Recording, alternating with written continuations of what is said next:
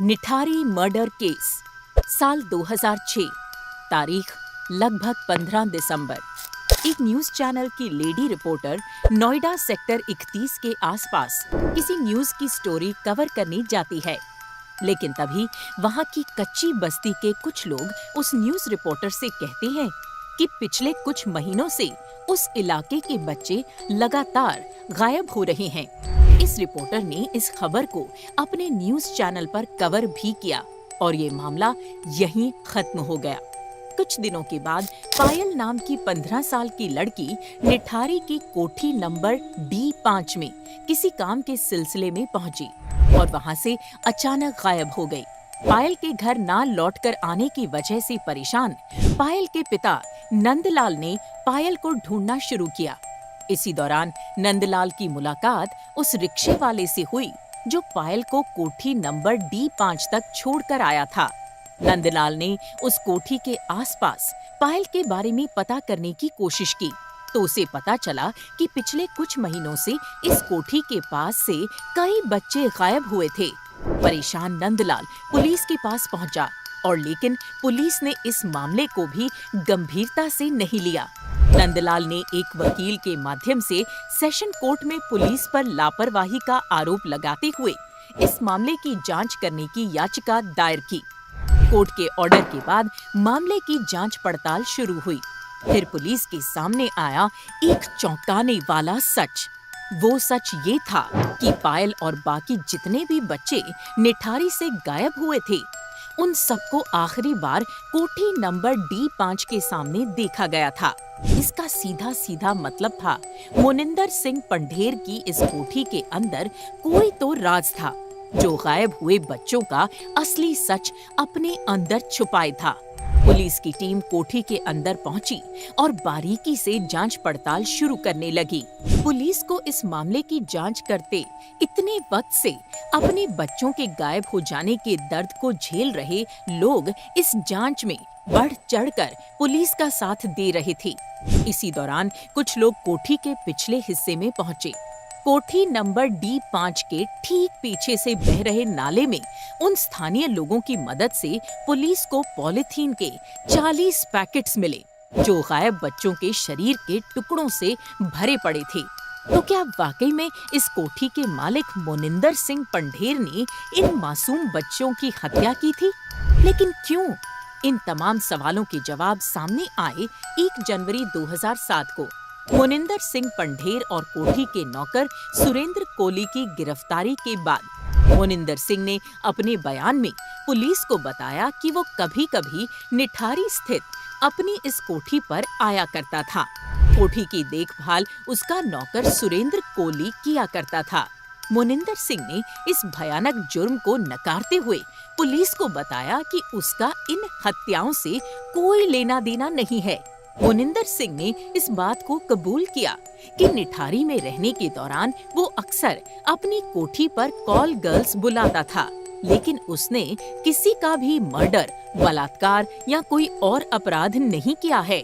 जब सुरेंद्र कोली से पूछताछ की गई तो जुर्म की एक ऐसी दास्तान सामने आई जिसे सुनने के बाद पुलिस अफसरों के भी रोंगटे खड़े हो गए। सुरेंद्र ने कहा, जब भी मोनिंदर किसी लड़की के साथ होता था, उस वक्त सुरेंद्र कोली कमरे के दरवाजे से मोनिंदर को कॉल गर्ल्स के साथ आपत्तिजनक अवस्था में देखता था और यहीं से जागता था उसके अंदर का शैतान। हवस की एक ऐसी आग जो उसे भी किसी लड़की के करीब जाने के लिए बेचैन कर देती थी। एक रात मोनिंदर ने अपने एक दलाल से कॉल गर्ल भेजने की बात की, लेकिन किसी वजह से उसे कॉल गर्ल नहीं मिल पाई। उस रात सुरेंद्र कोली उसी इलाके की एक लड़की को मोनिंदर के लिए लेकर आया। लड़की के साथ रात बिताने के बाद मोनिंदर उसे कोठी पर छोड़कर वहां से चला गया। लड़की को कोठी पर अकेला देखकर सुरेंद्र कोली के दिल में उसके साथ शारीरिक संबंध बनाने की इच्छा जागने लगी। जब सुरेंद्र ने इस बात का जिक्र लड़की से किया तो लड़की ने सुरेंद्र को नपुंसक कहकर उसका अपमान किया। इस बात से नाराज सुरेंद्र ने न केवल उस लड़की का बड़ी ही बेरहमी से मर्डर कर दिया, बल्कि उसकी लाश के साथ बलात्कार भी किया और बाद में उसके शरीर के कुछ हिस्सों को पकाकर खा गया। ये था सुरेंद्र कोली का पहला मर्डर। यहाँ से शुरू हुआ हैवानियत और अपराध का वो सिलसिला जो निठारी के 17 बच्चों की जिंदगी निगल गया। सुरेंद्र कोली ने 17 बच्चों को किसी न किसी बहाने से कोठी में बुलाया और फिर उनकी हत्या, बलात्कार और उनके शरीर के अंगों को खाने का घिनौना अपराध किया। कोठी के पीछे के नाले से मिले 17 मानव सिरों के कंकाल के आधार पर सुरेंद्र कोली को इन हत्याओं का दोषी करार दिया गया।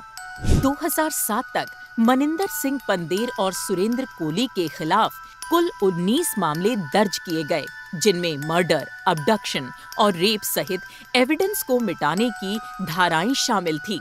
13 फरवरी 2009 को मुनिंदर सिंह पंडेर और सुरेंद्र कोली को गाजियाबाद की स्पेशल सीबीआई कोर्ट ने रिम्पा हल्दर के मर्डर का आरोपी मानते हुए इन दोनों को फांसी की सजा सुनाई।